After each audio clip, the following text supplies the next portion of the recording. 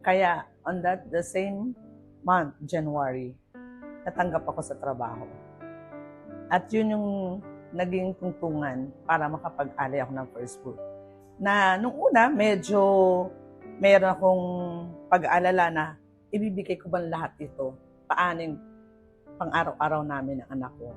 But Lord, teach me na lahat ng yon ay nanggaling sa Kanya, na marapat lang ibalik sa Kanya ang buo ng may pasasalamat at buong puso, walang pag-aalinlangan. Kaya nung inalay ko yung unang sahod ko for the year, doon ko nakita kung paano yung pagpapala ng Panginoon. Hindi niya ako pinabayaan. Nakatanggap ako ng isang part-time job at that time, and another part-time job came in. Kaya halos naka-full-time job din ako. At doon ko naramdaman, paano din, no? Nag-work si Lord sa akin dahil naging tapat ako sa pag-aalay ng aking first fruit. And throughout the year, hindi niya ako pinabayaan. Yung provision ay nandoon sa aming mag-ina. Mula sa tuition, everyday sustenance namin ay pinrovide ni Lord. Kaya nakita ko na marapat lang na ibalik kay Lord yung mga pagpapala na natatanggap natin sa araw-araw. Huwag tayo magduda sa pangako ni Lord. Kailangan lang magtiwala tayo na siya yung ating great provider at hindi na tayo pababayaan. Na-experience ko po iyon sa buhay ko. Na hanggang ngayon, patuloy ako ay nag-aalay kay Lord. Ano man yung mga blessings na ibinibigay niya sa Kanya, binabalik ko bilang papuri at pasasalamat sa Kanya. Kaya hanggang ngayon, patuloy po ang pagpaprovide ni Lord sa akin ng mga blessings at hindi ako nag-aalala sa pang-araw-araw namin. Kaya dapat po natin, huwag po tayong mag-alinlangan dahil tunay po na ang ating Panginoon, ang ating great provider at siya ay tapat sa kanyang pangako na hindi niya tayo pababayaan. Bagkus siya ay lagi nating kasama. Magtiwala lang po tayo at isurrender ating buhay sa Kanya. Marami pong salamat. Ito po si Neng Maneha, Amazing Hope Crossover Campus.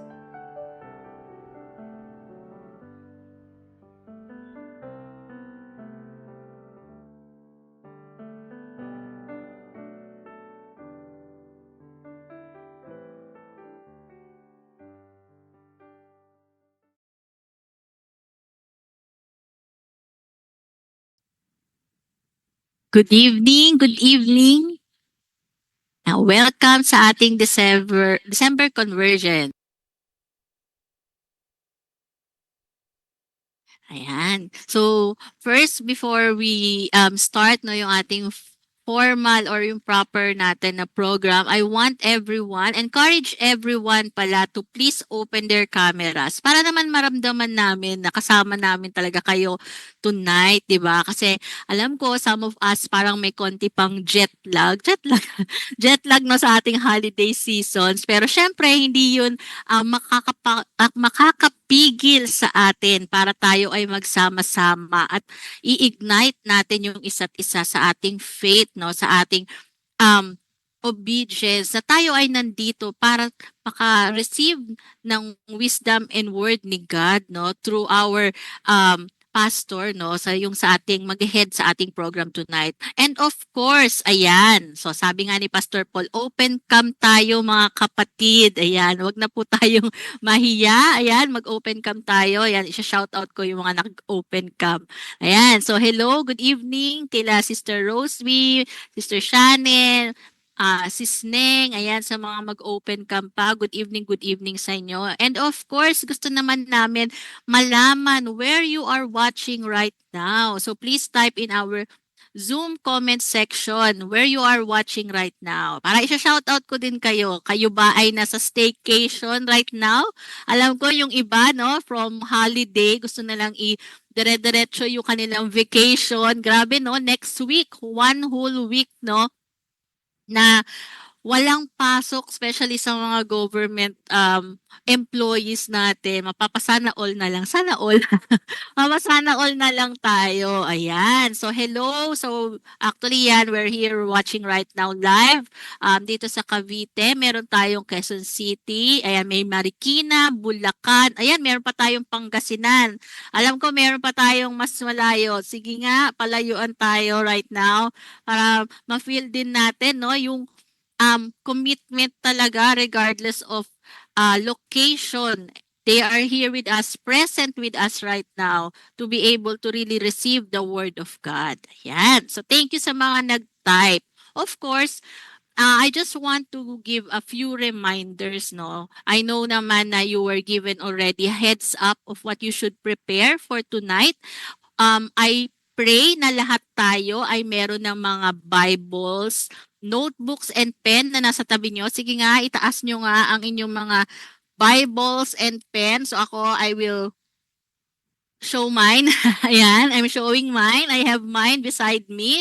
Ayan, so nasan yung mga pen nyo, yung mga pang take notes nyo. Sige nga, itaas nyo rin. Ayan, itaas natin ang ating mga pen and notebooks, 'di ba? Kasi kailangan talagang ano tayo dito, committed talaga tayo that we are going to learn and meron din tayong babalikan, no? Even after our session tonight. And of course, also important part of our convergence is yung ating communion part na I pray you also have beside you. You're already prepared with your communion emblems, ano, yung ating mga communion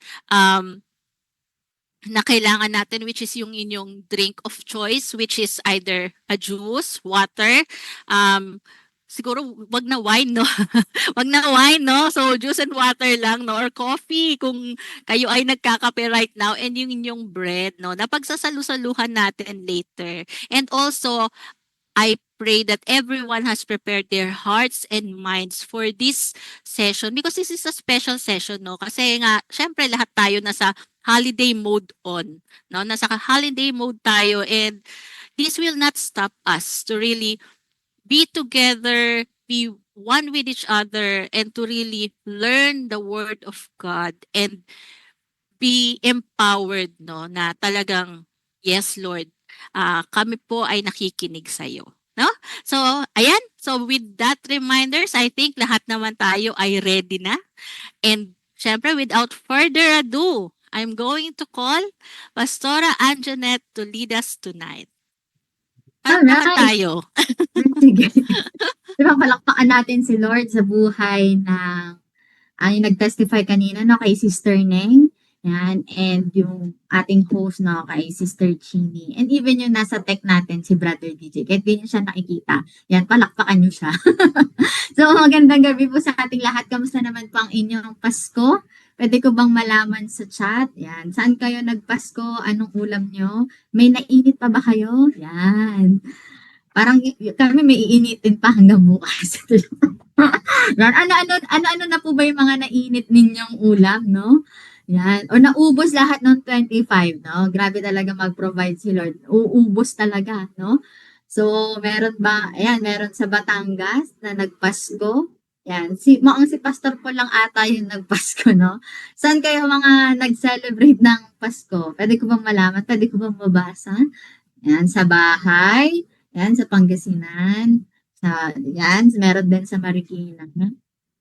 Spend the season with my daughter with simple lunch and dinner taste. Alam niyo po ba, no, bago kwento ko lang din, yung kinain lang din namin ni Pastor noong 24 ng Vesperas. Lechong manok lang yun eh. Tsaka, chop suey. At tsaka mango shake. Yun lang. No? Basta may fiber, may protein, at tsaka may prutas. Yan. Tigi-isa. Yan. So, meron pa Quezon Province. Meron naman kasama yung family sa Las Piñas. Yan, naubos na. Kasi nga 26 na pala ngayon, no? So, ihanda-handa nyo na ulit yung pagdating ng December 31, no?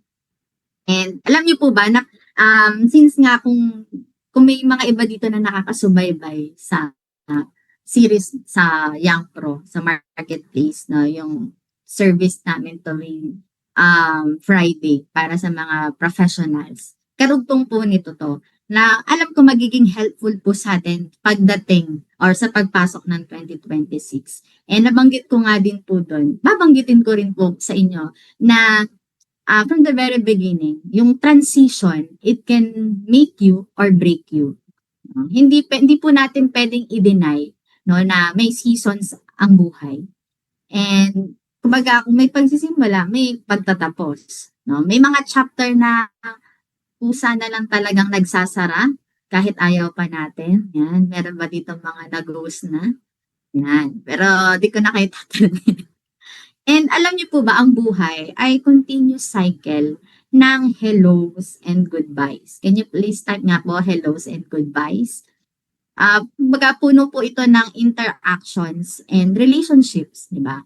Kumbaga, yung kada hello natin, it represents a new connection, whether sa bagong tao, sa new opportunities, or bagong experience. Kasi di ba, bago hello. And every goodbye represents an ending. Ano ba? Like, yung a chapter na magko-close, or yung mga relationship na magbabago na, or mag-change, or isang season na matatapos na. At katulad din po, dahil pag sumilip kayo sa bintana, di ba? Tulad ng paglipas ng araw, patungo sa gabi, di ba? At tulad din naman po ng pagbabago ng mga panahon, at life is characterized by transitions, no? Ngayon po, papasok na naman ng mga bagong taon. Alam ko, meron dyan mga naghahanda na ng life planning o kaya ano tawag dito, yung mga New Year resolutions, yun. Darating ang New Year, whether we like it or not. No? Parang kahit sabihin natin, Pastor, ayoko, December lang muna. No? Hindi naman po pwede ganon. No? At isa pong tanong na mas personal sa atin, paano kaya tayo papasok ng bagong taon? Hindi dahil sa bago lang, pero dahil masaya ka. No? Kasi yun nga po, darating ang New Year, sure yun. No?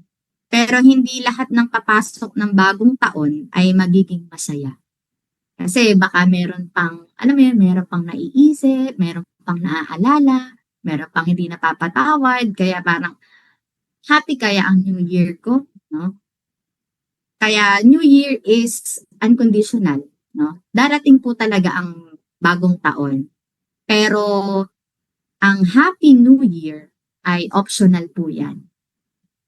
Kasi may gagawin po tayo para mangyari na maging happy tayo, no?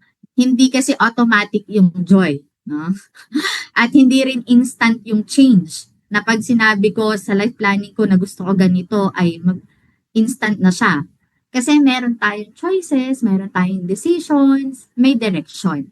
Kaya po, ngayong gabi, no, habang matatapos na din ang December, no, simulan ko, ang title po na pag-uusapan natin is A Happy and New You. Can you please type nga pa, A Happy and New You? So, paano po ba tayo magkakaroon ng isang tunay, no, na happy and new us, no? Paano po ba talaga 'to mangyayari? No? And the answer ay makukuha po natin sa isang verse lang. Powerful verse in Matthew chapter 2 verse 12. Yan. So if you have your Bible with you, no, pwede niyo naman buksan pero nandiyan na din po sa screen. Dahil sabi nga po ni Mama Chini, yan, meron daw kayo, buksan niyo yung Bible niyo. No? Sabi na, when it was time to leave, no, they returned to their own country by another route. For God has warned them in a dream not to return to Herod. So yung mga wise men, sila yung mga characters dito. No? Yung wise men, hindi po sila ordinary travelers. They were learned men. So, mga professionals nung time nila, parang ganyan, men of influence, men of wisdom, men of position. So, di ba, sinundan nila yung star. No? At they found a child.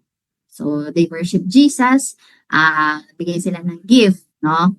Ano ba yung mga gift na yon? Sige nga, kung nakinig kayo sa preaching ni Pastor ng mga nakaraan, ano yung mga gift, no, na binigay ng itong mga wise men na to? Yan, may gold, May myrrh, yan. Meron pa. Gold, myrrh, sige. Ano pa? Yan, pinutol na. Frankincense. Yan.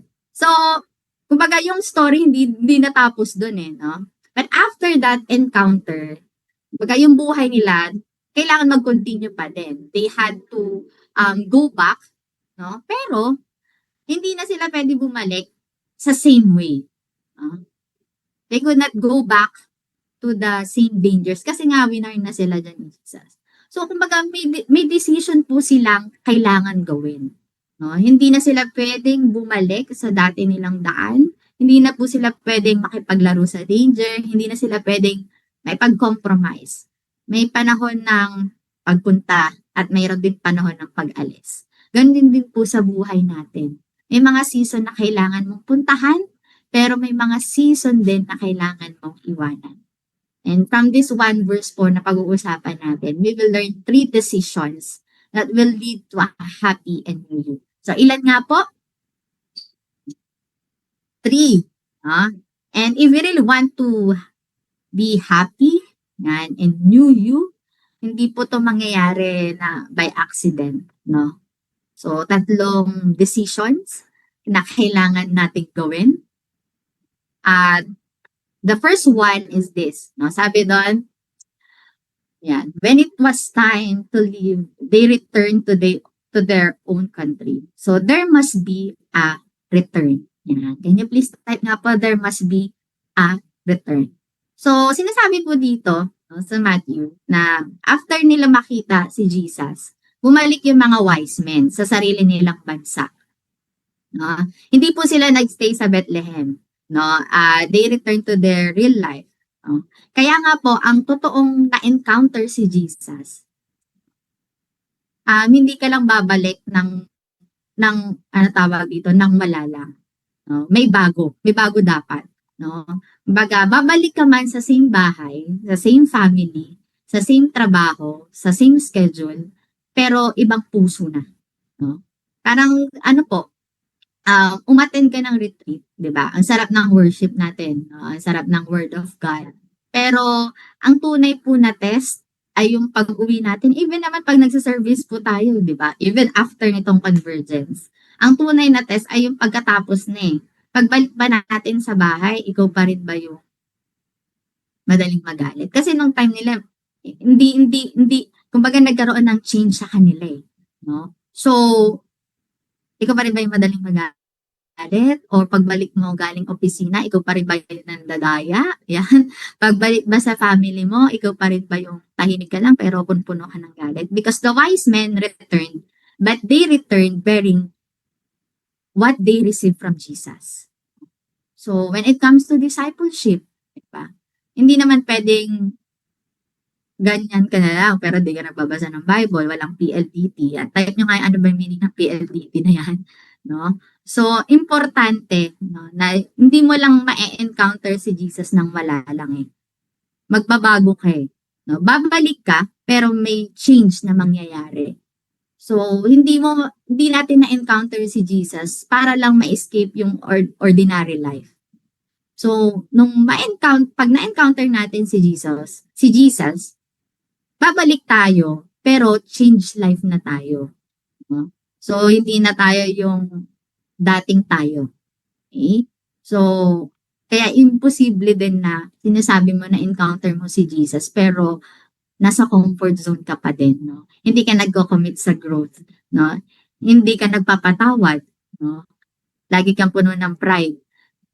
Kaya importante na when we encounter Him, babalik tayo, pero bago na tayo. Okay? So, kumbaga, nung time na yan, yung pagbabalik, hindi din naman natapos doon. Yung pagbabalik nila sa kanya-kanya nilang country, hindi naman din lang doon. Sabi doon, by another route. So, returning is not the end of the journey. Because once they return, God will not allow us to keep walking the same way. Sabi doon, di ba? Hindi na sila bumalik doon sa dati nilang ruta. So, point number 2, there must be a reroute. So, the Bible says they went home by another route. So, same destination, pero different yung tinahak na nila. And isa po sa mga clearest signs na si Jesus ay natouch talaga yung buhay nyo is that may mga paths po talaga or may mga daan, may ibang way na magbabago. Para pong nung first week ng December, yun yung pinakamalupit na traffic na pinagdaanan namin ni Pastor. No? Kahit na may Google Map na or Waze siyang ginamit, lahat ng dadaanan ay talagang traffic. So, dumaan kami sa isang way.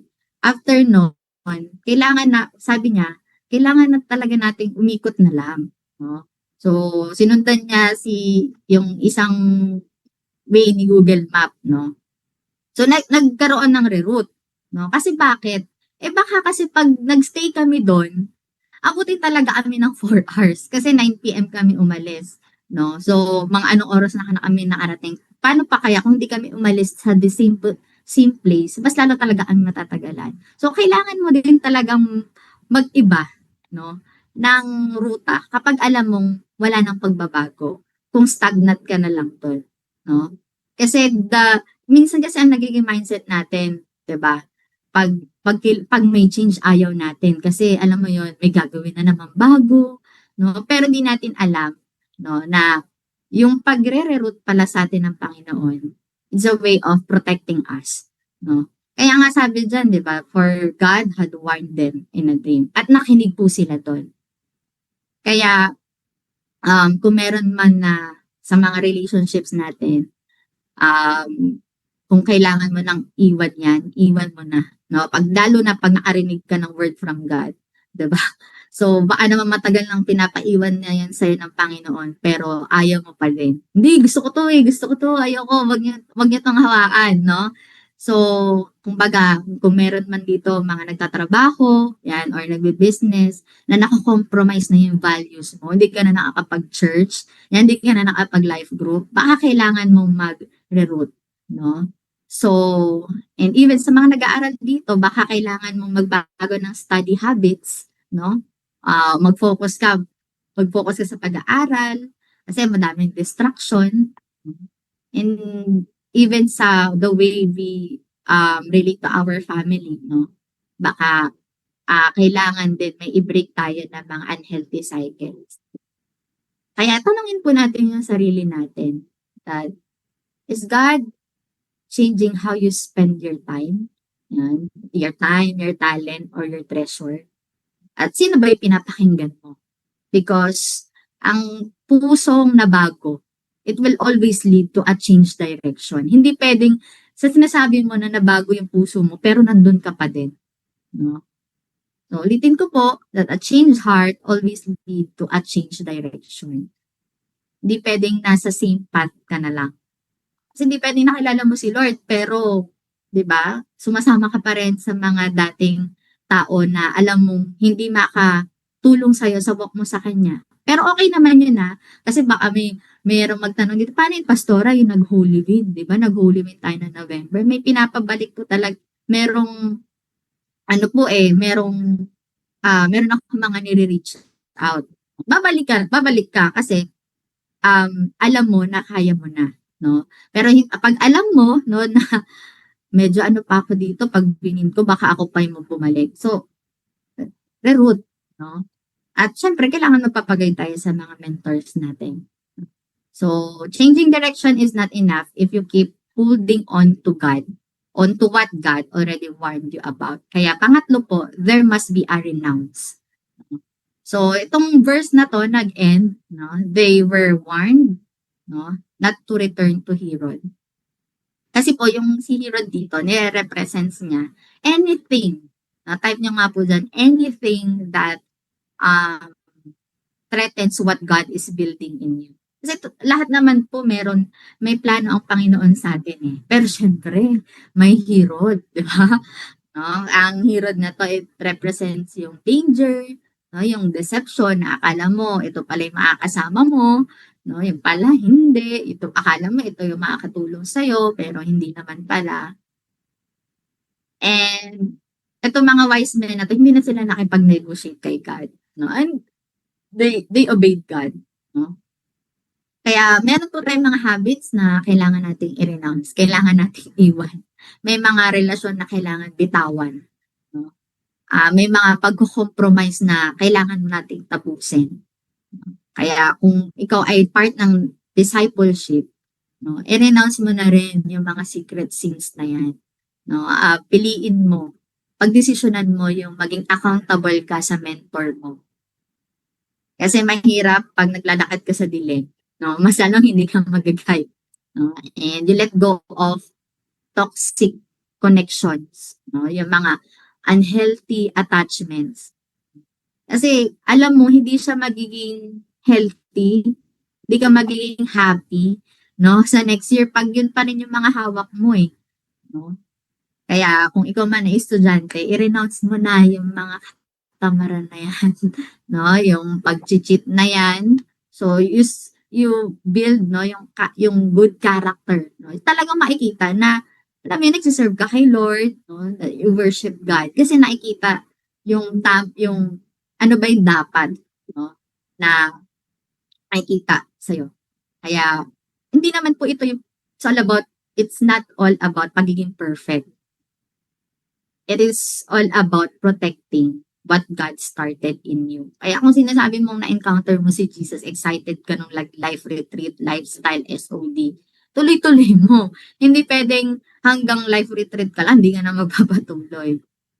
So, if God warned you about it, kung meron mang mga, alam mo, na sinasabi si Lord sa'yo na wag mo nang gawin, wag mo nang ituloy. Kasi, mapapahamak ka. Let it go. Because hindi ka makaka-enter no, ng happy no, and new year pag hawak mo pa rin yung mga bagay na kung saan winarningan ka na ni Lord na wag mo nang dalhin sa 2026. Amen? No? So, i-renounce nyo na yan, yung mga kailangan i-renounce. Kaya nga, ang tawag dito, bago pa kayo makipag one-on-one sa mga mentors nyo, yan, i-renounce nyo na. No? Mag-isulat, tas yung sa life planning nyo, maging serious tayo sa mga life planning natin sa 2026. No? Kasi hindi na tayo pabata at hindi rin natin alam kung kailan babalik si Lord. Kaya kailangan gawin na natin yung makakapag-glorify sa Kanya. Kaya, in conclusion, yung pagiging masaya, it's not about yung may bagong taon na naman eh. Hindi ito yung, Pastora, ito ba yung, kasi New Year, may mga planner, no? Hindi po yung patungkol doon. Hindi din yung patungkol sa, ito po yung mga list ko, ito yung gagawin ko sa relational, sa discipleship, sa physical.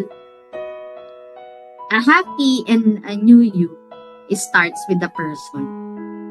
And His name is Jesus. Kasi ang katotohanan po, hindi kayang baguhin ng calendar, ng annual planning, ng mga goals natin, yung puso natin. Hindi po kayang ayusin ng motivational talk, no, yung sugat. Hindi din po kayang tapalan ng positive thinking.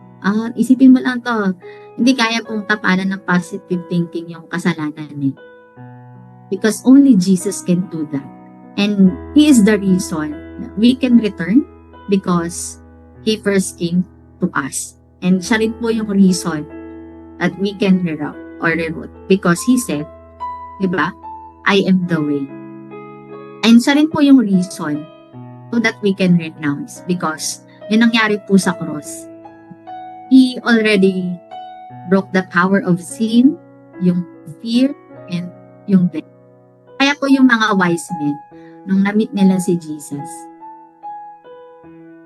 hindi na sila pwede bumalik the same way again. And ngayon pong gabi, after we encounter Christ, kailangan, we don't need to walk the same life again. Kasi, kay Jesus Christ, no, the old has gone, and the new has come. And because of Jesus, yung next chapter natin sa New Year, hindi na po siya empty. It is redeemed. Kaya pwede po ba tayo ay pumikit at tayo po ay manalangin? Lord, maraming salamat, Panginoon, for meeting us tonight or encountering us tonight. Salamat, Panginoon, dahil kahit paulit-ulit ang buhay, ikaw, Panginoon, ang Diyos na hindi nagbabago. Ikaw din, Panginoon, ang Diyos ng bagong simula. At ngayon, Lord, sinusurrender po namin lahat ng mga old chapters namin. Yung pain po na matagal na po namin kinikimkim, yung guilt po na paulit-ulit po kami binabalikan. Sinusurrender po namin, Panginoon, sa iyo yung mga takot namin, Panginoon, na pumipigil po sa amin sa pagsunod sa iyo. Yung mga kasalanan, Panginoon, na binabalik-balikan po namin. Lord, alam mo na hirap kami mag-let go. Pero alam namin, Panginoon, na mas mahirap mabuhay ng malayo po sa inyo. Kaya po ngayong gabi, Panginoon, bumabalik kami sa iyo. We reroute our lives. Kung saan mo kami dadalhin, susunod kami. Kung saan ka magtuturo, makikinig po kami. And Lord, we renounce, Panginoon, lahat ng hindi galing sa iyo. Yung mga relasyon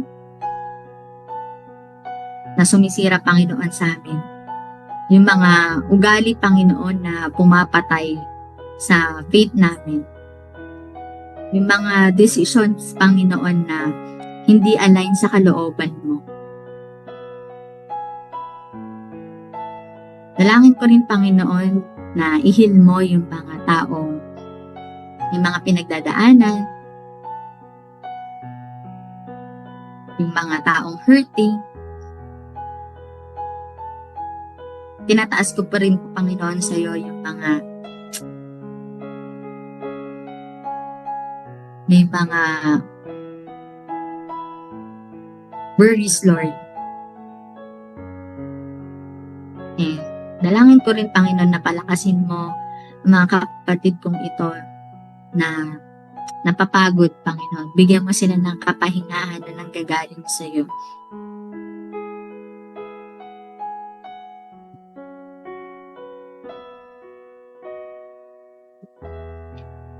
Lord, we surrender itong 2026. Ikaw, Panginoon, yung banguna sa aming buhay. May mga plans kami, Panginoon, pero sinusurrender po namin ito sa iyo.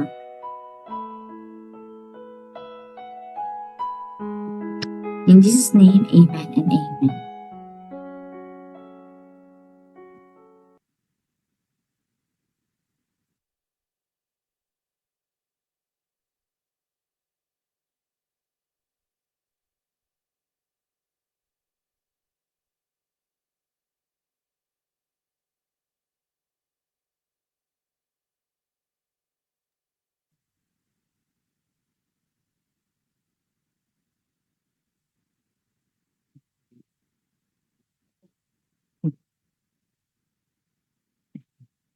Ganda, ang ganda po ng natin, no? Year-end natin for convergence. Return, reroute, and renounce.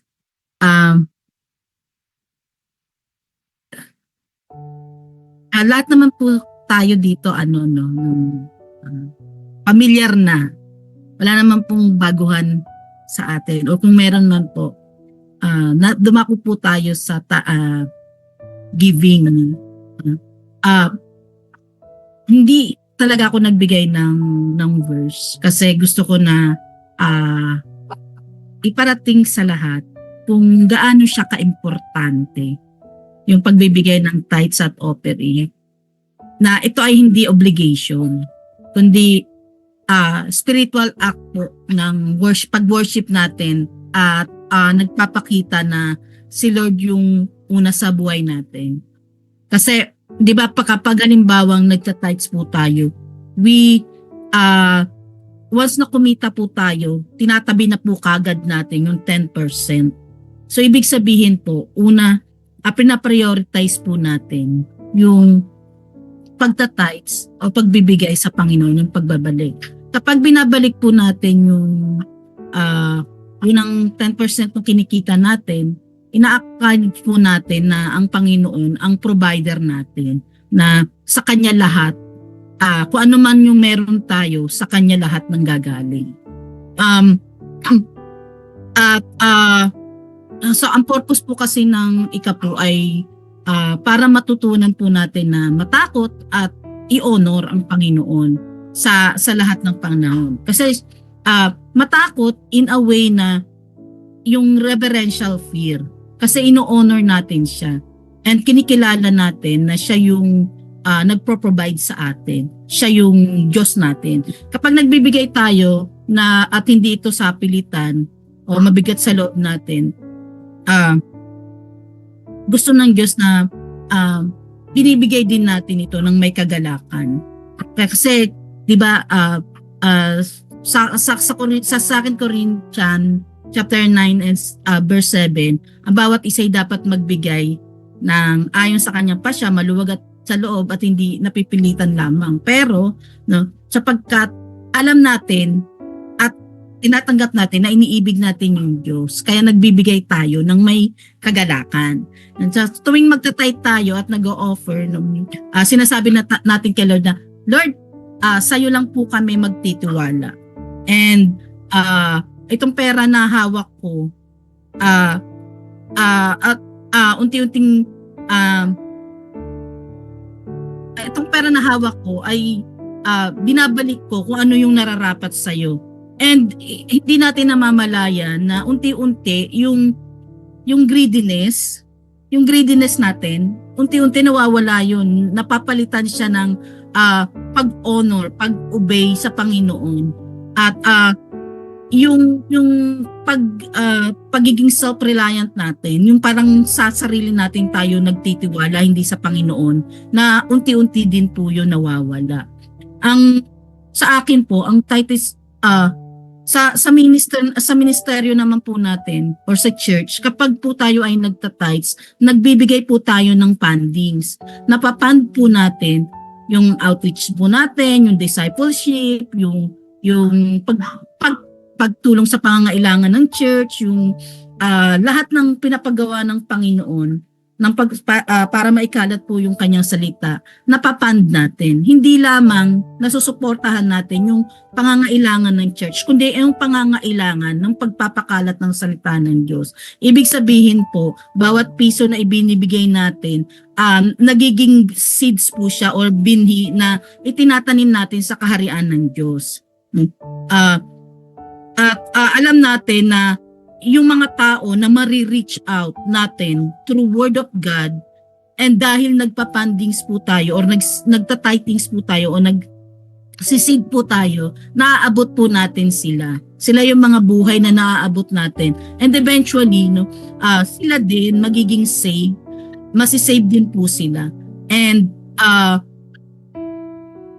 kaya habang naghahanda tayo magbigay ngayon, anyayahan po natin si Lord na sa puso po natin, na sabihin natin, Panginoon, ikaw ang una sa finances ko, at ang pagbibigay ko ay ngayon ay para lang sa iyo. Tayo po ay manalangin at pag-pray po natin ano man po yung ating ipagkakaloob. Lord, maraming salamat po, Panginoon, sa pagkakataon, Panginoon, na maipakita sa iyo ang amin pong pag-worship, pagsamba Panginoon sa pamamagitan po ng pagbabalik ng amin pong ikapo at mga openings, Lord, para po sa inyo.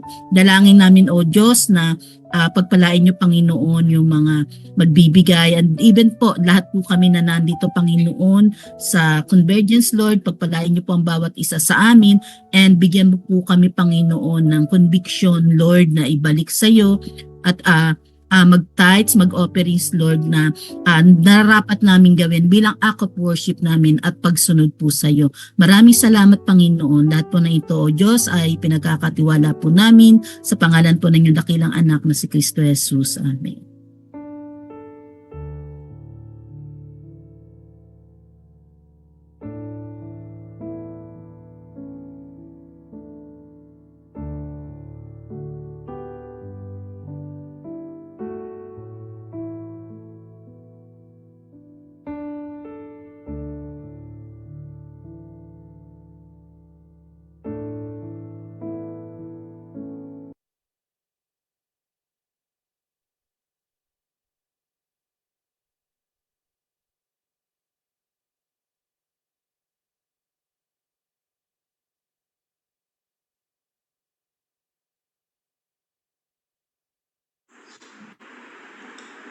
Praise God. Sa pagkakataon po na ito, inaanyahan ko lahat to prepare ourselves para po sa ating pong communion. This is our time na tayo po ay makapag-reflect. At the same time, i-remember po natin ang ginawa ng Panginoong Jesus. According kay Apostle Paul sa 1 Corinthians chapter 11, verse 22 to 26, noong gabing ipinagkanulo ang Panginoong Jesus, kumuha siya ng tinapay.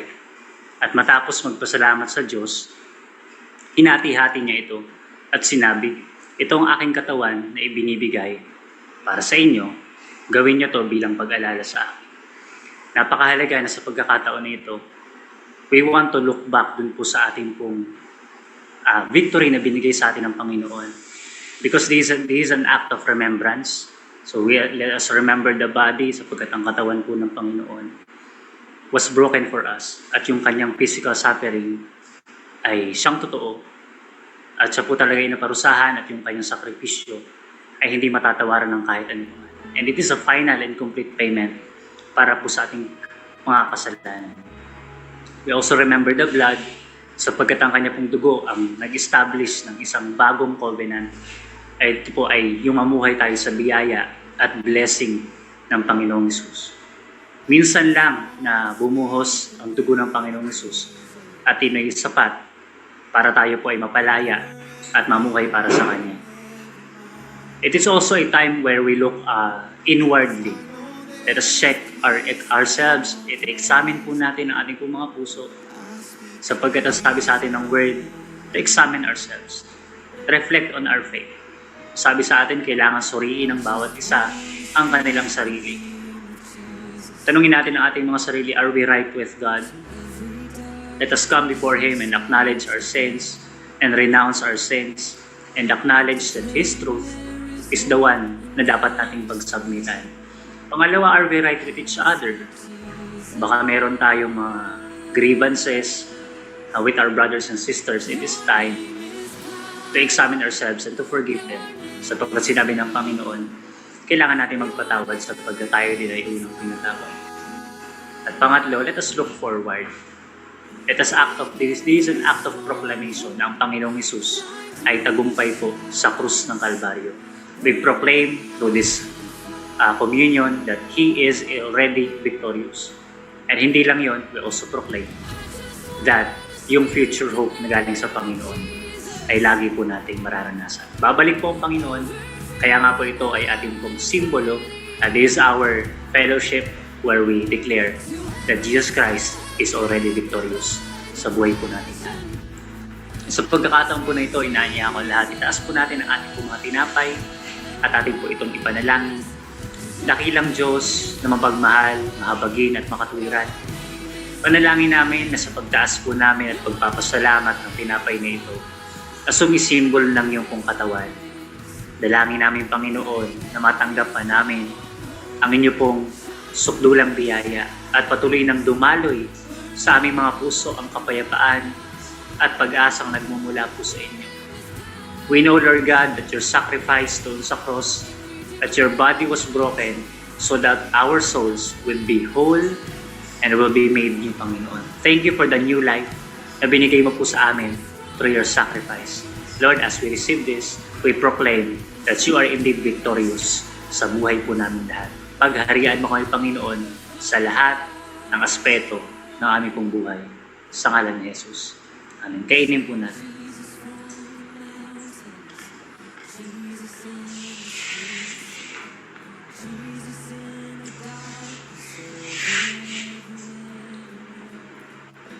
Tapos din po natin ating po mga inumin, panalangin natin ito, dakilang Diyos.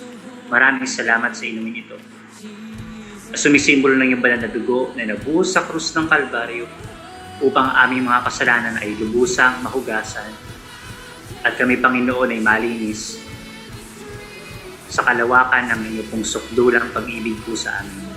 Dalangin namin na lalo ka namin, Panginoong, mahalin sa pamamagitan ng pagtingin po sa inyo. Dalangin namin, Panginoon, na sa pagtanggap na ito, maranasan namin ang patuloy na pagbuhos ng iyong biyaya at pag-asa aming buhay kapayapaan at maginang iyong katwiran, Panginoon, na sapat sa pang-araw-araw po namin. Lord, we believe that you are victorious, that this blood is the redemption of our sins, and this is the forgiveness ng aming pong mga trespasses po sa inyo. Lord, we receive this by faith, and we receive this with thanksgiving, and we receive this with humility. In Jesus' name we pray. Amen and amen.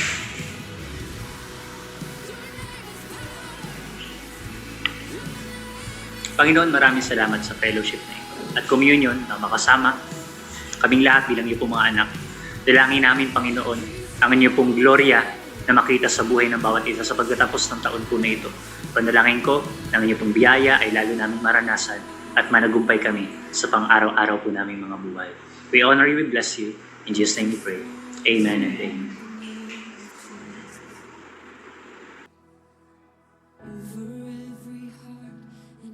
Amen and amen. Thank you so much, Pastor Harold, for leading us through our communion, and also kay Sister Rose B, no, sa ating kanyang pag-testify, no, sa ating giving also, no.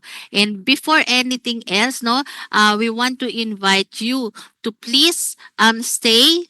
No, standby lang po tayo, no, kasi meron din po tayong discussion question. Ayan. So ang ating discussion question, ano o sino ang kailangan mong iwan para makaranas ng happy and new you? Ayan. So meron po tayong breakout rooms na later on na isa-set up after ng closing prayer ni Pastor, and you are invited to join po, no? Especially doon po sa may mga life groups to stay sa ating breakout rooms. And ayun, so thank you so much everyone. Please stay para din sa ating picture taking. Ayan. So I give the floor to Pastor Paul. Ayan.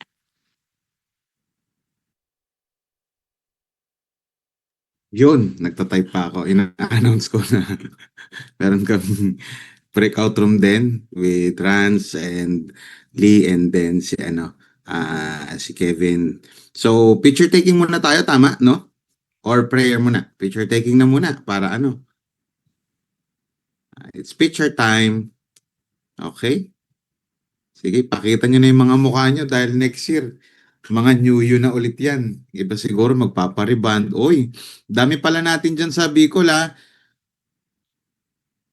Merry Christmas, Happy New Year, Pastor Harold, at sa buong Amazing Hope Live for Christ Campus. Okay. Sige, sino magbibilang? Oy, nandun din pala si Pastor Edwin, nandun din. 1, 2, 3. Ay, ayaw. 1, 2, 3. Okay. Okay, manalangin po tayo, Panginoon Diyos. Salamat po, Panginoon, for your word.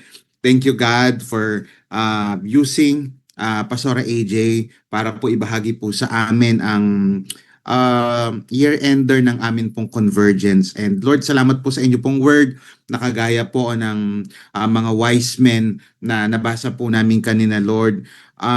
Meron po kaming babalikan at meron po kaming mga dapat pong i-renounce at dapat po rin kami mag-reroute, Lord. Meron po kami mga dapat iwanan, may mga dapat po kaming balikan, may mga dapat po kaming ayusin. And sa 2026, Lord God, we are so excited because naniniwala po kami na ang Diyos na nagbigay, nagdala at nagbigay po sa amin ng enough grace nitong 2025 ay siya rin pong Diyos na magpapagaling, magsusupply, Lord, at tutulong po sa amin sa lahat po ng amin po mga pinagdadaanan hanggang sa kami po ay kunin nyo na. At dalangin ko, Panginoon, sa mga tao po na naririto, sa mga may mga pinagdadaanan, I pray, Lord God, na lagi nyo po kaming encourage at lagi nyo pong ipaalala that God is sovereign, God is in control, and God is good.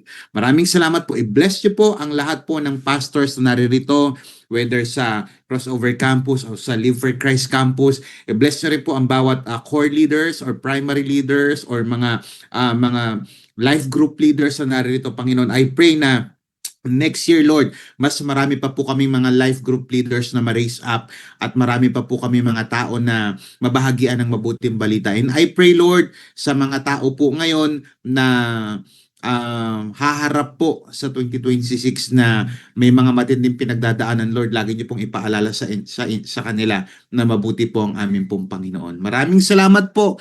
To you all the glory, the praises, and honor. It's in Jesus' mighty name we pray. All of us will say and type, Amen and Amen.